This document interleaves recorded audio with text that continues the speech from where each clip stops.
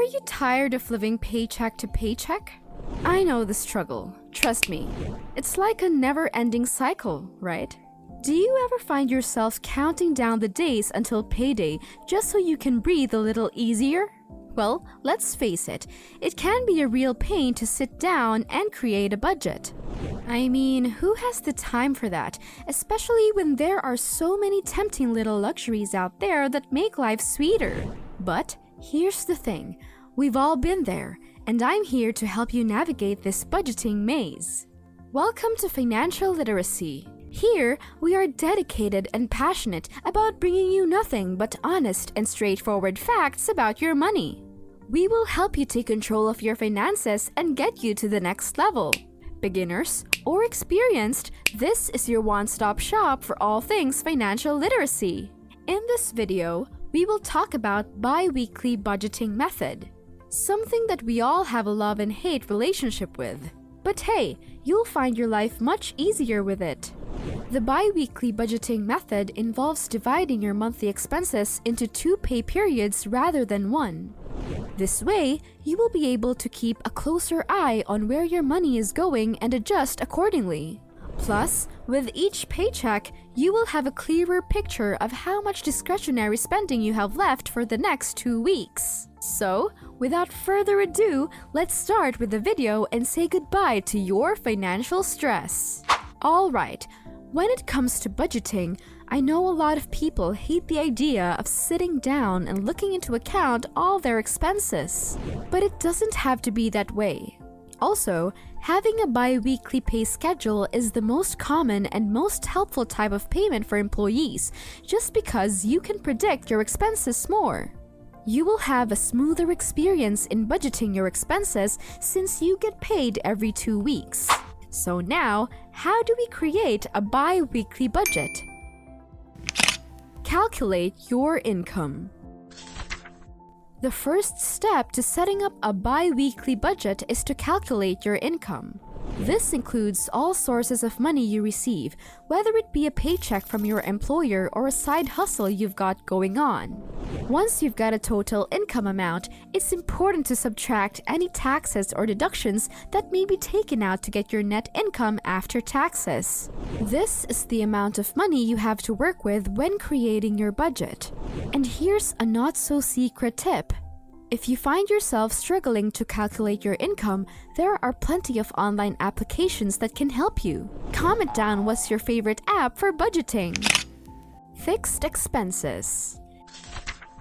Next is to know your fixed expenses. Fixed expenses are those mandatory costs that you have to pay regardless of how much you want to avoid them. These expenses are a constant reminder of how much money you need to allocate in your budget. You can always count on these expenses to be there, month after month. Examples of fixed expenses are your mortgage or rent payments, insurance, car loan or lease payments, and utility bills. These expenses don't vary much from month to month, which means you can pretty much predict how much you will spend on them. Total fixed expenses can be determined easily. Simply total up all of your fixed expenses for a given time frame, in our case, 2 weeks. This will help you determine how much money you should budget for these costs. Keep in mind that you must pay these charges regardless of what happens. It's critical to keep them under control and, if possible, find measures to reduce them because they can consume a considerable percentage of your income. Variable expenses. Now, let's move on to the exciting part. Variable expenses. Unlike fixed expenses, these are your fluctuating costs that depend on how much or little you choose to spend. It's like a wild card in your budget, where you can choose to splurge or save. Examples of variable costs can be further separated into essentials and non-essentials. The non-basics category includes things like spa visits, entertainment, and travel, while the essentials category includes things like groceries, gas, and utilities. Don't get me wrong, we all deserve a little bit of fun in our lives, but we need to keep an eye on these variable costs to make sure we don't get into debt. After that, just add up all the expenses you've spent in the past 2 weeks. Discretionary expense. Another thing to consider when budgeting is the discretionary expenses. Discretionary expenses are the expenses you choose to have. They are the things you buy when you have a little extra cash in your pocket and want to celebrate, or just because you saw something shiny. Examples of discretionary expenses could include things like eating out at restaurants, buying new clothes, or going on a trip. They are the things that you want, but don't necessarily need.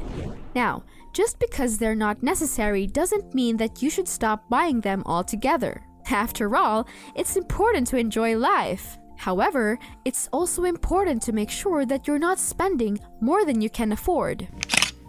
Savings. Of course, you shouldn't forget about your savings. But why should you bother saving? Well, it's pretty simple actually. Life is full of surprises, from unexpected events and unanticipated crises to those endless expenses every month that never seem to stop. Building up your savings can be your lifeline in times of uncertainty, acting as a financial safety net that not only eases the stress of unforeseen expenses, but also helps you maintain your financial stability and peace of mind. But how much should you save? That's the million-dollar question. It really depends on your lifestyle, income, and expenses. A general rule of thumb is to save at least 20% of your income, but some financial advisors recommend saving up to 50%. It all depends on your financial goals and priorities. There are also different types of savings to consider. There are savings for emergencies, savings for long-term financial goals like retirement, and even savings for short-term goals like vacation or down payment on a major purchase. It is crucial to have a plan for these different types of savings so you can allocate your funds accordingly and achieve your financial goals sooner. So, how much will you save? It's up to you to decide. Just remember that every little bit counts and anything you can save is better than nothing at all. Putting it all together.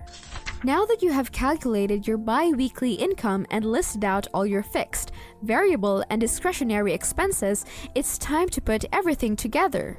First, add up all your expenses and savings. This will give you the total amount of money you plan to spend and save for the upcoming 2 weeks. Next, compare your income to your expenses. Are you allocating enough money for your bills and other necessary expenses? Are you able to save enough? If not, you may need to adjust your budget accordingly. Finally, take some time to reflect on this budget cycle. Did you overspend in any categories? Were there any unexpected expenses that you need to account for in the next budget? Use this information to adjust your budget for the upcoming bi-weekly cycle. And there you have it, your ultimate bi-weekly budget breakdown. It's so easy, right? Now, it's time to put everything you learned into action. It's important to be very mindful of your expenses. Sure, it sounds so boring and stressful, but what would you like more? Stress on your budget to live comfortably enough for a long time, or just spend your money without tracking it and just be surprised that you have thousands of dollars in debt? So choose wisely.